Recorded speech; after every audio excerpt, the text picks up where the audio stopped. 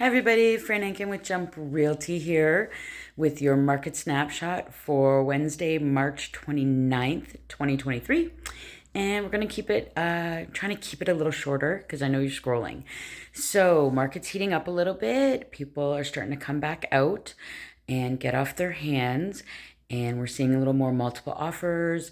Days on market is shortened. It was almost a month a little while ago. It's now down to about 19 days, which is encouraging. And I read somewhere the other day that 26% of the buyers who are coming back to the market are coming with a fixed mortgage. So shows a little caution and wariness after the last year and all those rate hikes. Variable is better over the long term, but if you don't want to take that risk, and like we've seen, your mortgage balloon, you have to prepare for that. Do a fixed rate. You can always refinance down the line.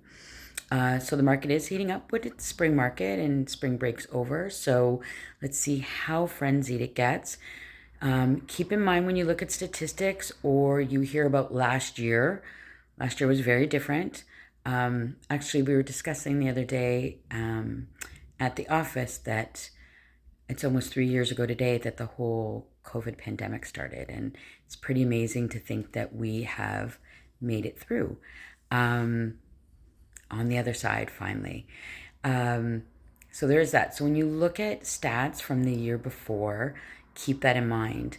List to sale ratio today is 104%. This time last year, it was 144. So that heatedness has come off the market. And long enough now that I think sellers are beginning to manage their expectations. We know that they're not going to get, 100,000 over ask, and they're much more realistic. So as a buyer, it's a good time to get out there before things start to heat up and sales prices go back up again. Another thing I wanted to mention today is final walkthroughs. When you do your walkthroughs, 2 or 3, always save one for the day before your closing. You want to make sure that the house is the way it is, that they've left what they're supposed to leave. God forbid it's a divorce. You don't want to see anybody damaging anything. And so always save one just for the day before to make sure that everything's as it should be before you sign off on the final closing. There was one other thing I wanted to mention. Ooh, my new expression. Gray and white don't make it right. So gray and white don't make it right. Just because something's gray and white, which are really popular colors right now, they're neutral and it makes everything look fresh.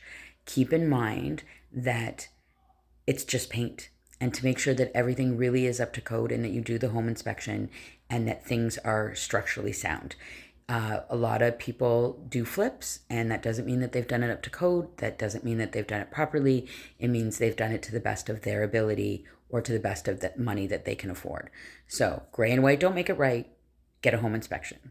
Okay, see you guys next week. Bye.